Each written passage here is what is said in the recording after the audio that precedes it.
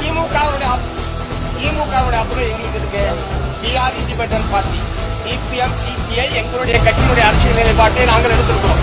இதுல திமுகவுடைய ஒப்புதல், திமுகவுடைய அனுமதி இருக்கான்னு கேட்கிற பிரச்சனை எங்க வருது? எங்க இருக்குன்னு கேக்குறேன். கேள்வியே தப்புமா? வரலாற்றில் எழுதுங்கள். திராவிட முன்னேற்ற கழகத்தை எதிர்த்தவனுக்கு கூட இறுதியில் ஆட்சியின் வாசலை திறந்தது திமுகவின் அரசியல் வலிமையே.